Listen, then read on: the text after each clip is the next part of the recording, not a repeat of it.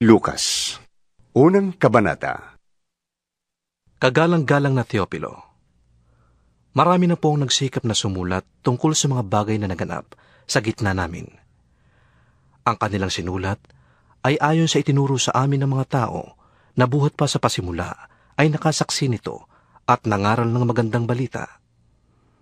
Kaya matapos kong suriin ng buong ingat ang lahat ng pangyayari, buhat pa sa pasimula, minabuti ko pong sumulat din ng isang maayos na salaysay para sa inyo, upang lubusan ninyong matiyak ang katotohanan ng mga itinuro sa inyo. Noong panahong si Herodes ang hari ng Judea, may isang paring Hudyo buhat sa pangkat ni Abias ng pangalay Zacarias. Ang kanyang asawang si Elizabeth ay mula rin sa angkan ni Aaron. Kapwa sila kalugod-lugod sa paningin ng Diyos at namumuhay ng tapat sa mga utos at tuntunin ng Panginoon. Wala silang anak dahil baog si Elizabeth at sila'y kapwa matanda na. Isang araw, nanunungkulan ang pangkat ni Zacarias at ginagampanan niya ang kanyang tungkulin sa harapan ng Diyos bilang isang pari. Nang sila'y magpalabunutan, ayon sa kaugalian ng mga paring Hudyo, siyang nahirang na magsunog ng insenso. Sa oras ng pagsusunog ng insenso, pumasok siya sa templo ng Panginoon, habang nagkakatipon naman sa labas ang mga tao at nananalangin. Doon ay nagpakita sa kanya ang isang anghel ng Panginoon. Nakatayo ito sa gawing kanan ng damba ng sunugan ng insenso. Nasindak si Zacarias at natakot nang makita niya ang anghel. Ngunit sinabi nito sa kanya, "Huwag kang matakot, Zacarias. Dininig ng Diyos ang iyong panalangin. Ang iyong sawang si Elizabeth ay magkakaanak ng isang lalaki, at Juan ang ipapangalan mo sa bata. Ikaw ay matutuwa at magiging maligaya. Marami ang magagalak sa kanyang pagsilang, sapagkat siya ay magiging dakila sa paningin ng Panginoon. Hindi siya dapat uminom ng alak o anumang inuming nakakalasing. Sa sinapupunan pa lamang ng kanyang ina, ay mapupuspos na siya ng Espiritu Santo. Sa pamamagitan niya ay maraming Israelita ang magbabalik loob sa Panginoon nilang Diyos. Mauuna siya sa Panginoon na taglay ang Espiritu at kapangyarihan ni Elias upang pagkasunduin ang mga ama at ang kanilang mga anak at panumbalikin sa daang matuwid ang mga suwain. Sa gayon, ipaghahanda niya ng isang bayan ang Panginoon."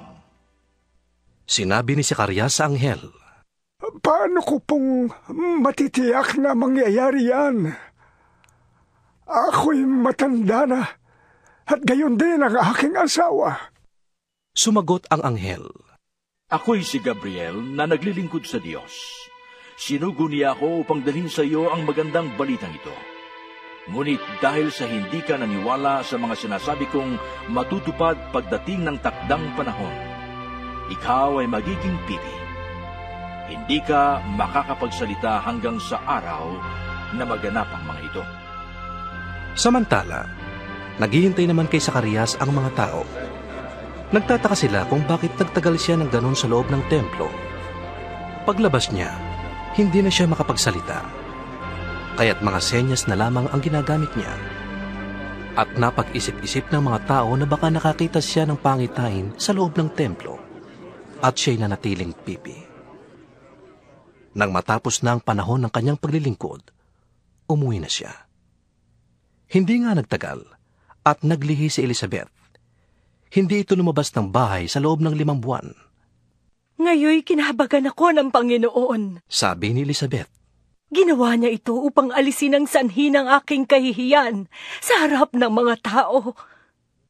Nang ika-6 na buwan ng pagdadalang tao ni Elizabeth, ang anghel na si Gabriel ay sinugo ng Diyos sa Nazaret, isang lungsod sa Galilea, upang kausapin ang isang dalaga na ang pangalay Maria. Siya ay nakatakda ng ikasal kay Jose, isang lalaking buhat sa angkan ni Haring David. Paglapit ng anghel sa dalaga, binati niya ito, "Magalak ka, ikaw ay lubos na kinalulugdan ng Diyos. Sumasa iyo ang Panginoon." Naguluhan si Maria at inisip niyang mabuti kung ano ang kahulugan ng ganoong pangungusap. Sinabi sa kanya ng anghel, "Huwag kang matakot, Maria. sapagkat naging kalugod-lugod ka sa Diyos. Makinig ka, ikaw ay maglilihi at manganganak ng isang lalaki, at siya'y tatawagin mong Jesus. Siya'y magiging dakila at tatawaging anak ng kataas-taasan. Ibibigay sa kanya ng Panginoong Diyos ang trono ng kanyang amang si David upang maghari sa angkan ni Jacob magpakailanman. Ang kanyang paghahari ay pangwalang hanggan. Paano po mangyayari ito? Gayong ako'y birhen. Tanong ni Maria. Sumagot ang anghel. Sasa iyo ang Espiritu Santo at mapapasailalim ka sa kapangyarihan ng kataas-taasan. Dahil dito ang isisilang mo'y banal at tatawaging anak ng Diyos. Hindi ba't alam ng lahat na ang kamag-anak mong si Elizabeth ay baon? Gayunmay naglihi siya at ngayon ika-6 na buwan na ng kanyang pagdadalang tao, kahit na siya'y matanda na, dahil walang imposible sa Diyos. Sumagot si Maria. Ako'y alipin ng Panginoon. Mangyari nawa sa akin ang iyong sinabi. Pagkatapos, iniwan na siya ng anghel.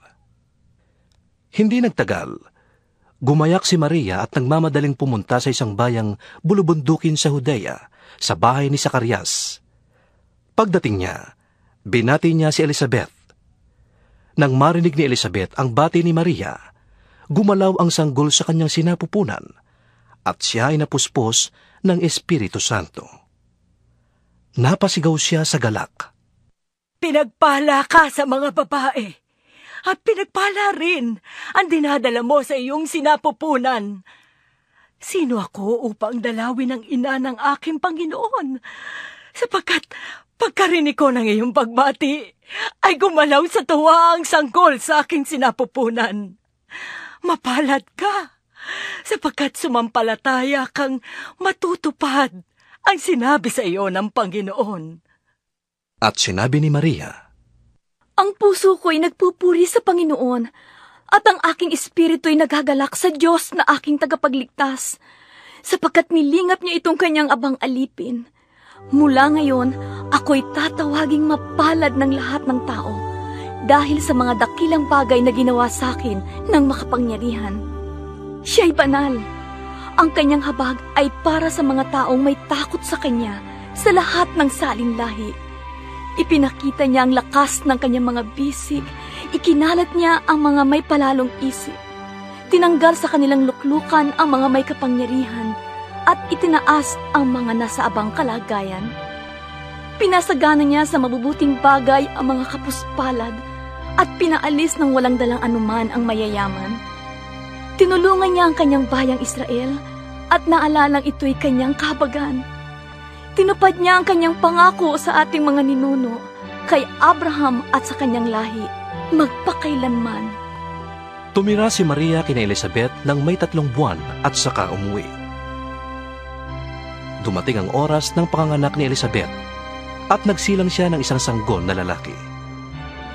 Nagalak ang kanyang mga kapitbahay at mga kamag-anak nang mabalitaan nilang siya'y pinagpala ng Panginoon. Makalipas ang 1 linggo, dumalo sila sa pagtutuli ng sanggol. Zacarias sana ang itatawag nila sa bata, gaya ng pangalan ng kanyang ama.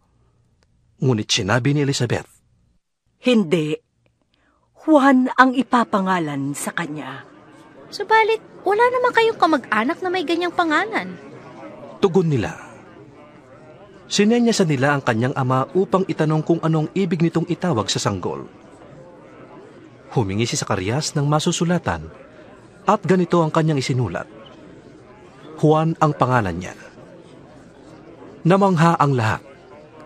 Noon din ay nakapagsalita si Zacarias at nagpuri sa Diyos. Sinidla ng takot ang lahat ng taga-roon at naging usap-usapan sa buong bulubundukin ng Judea ang mga bagay na iyon. Pinag-isipan ito ng mga nakabalita. Ano pat naging tanong nilang lahat? Magiging ano kaya ang batang ito? Sapagkat maliwanag na nasa kanya ang Panginoon. Si Zacarias na ama ng bata ay napuspos ng Espiritu Santo at nagpahayag ng mensahe mula sa Diyos. Purihin bilang Panginoong Diyos ng Israel. Tinulungan niya at pinalaya ang kanyang bayan. Nagsugo siya sa atin ng isang makapangyarihang tagapagligtas mula sa angkan ni David na kanyang lingkod. Ito'y ayon sa ipinangako niya noong una sa pamamagitan ng kanyang mga banal na propeta. Naililigtas niya tayo mula sa ating mga kaaway, mula sa kamay ng lahat ng napupuot sa atin. Ipinangako niya nakahahabagan ang ating mga ninuno at aalalahanin ang kanyang banal na tipan. Sinumpa niya sa ating ninunong si Abraham na ililigtas niya tayo sa ating mga kaaway upang makapaglingkod sa kanya ng walang takot at maging banal at matuwid sa kanyang paningin habang tayo'y nabubuhay. Ikaw na anak ko ay tatawaging propeta ng kataas-taasang Diyos, sapagkat mauna ka sa Panginoon upang ihanda ang kanyang mga daraanan at upang ipaalam sa kanyang bayan ang kanilang kaligtasan, ang kapatawaran ng kanilang mga kasalanan. Mapagmahal at mahabagi ng ating Diyos. Magbubukang liwayway na sa atin ang araw ng kaligtasan. Tatanglawan niya ang mga nasa kadiliman at nasa lilim ng kamatayan. At papatnubayan tayo sa daan ng kapayapaan. Lumaki ang bata at naging malakas ang kanyang espiritu. Siya'y nanirahan sa ilang hanggang sa araw na magpakilala siya sa bansang Israel.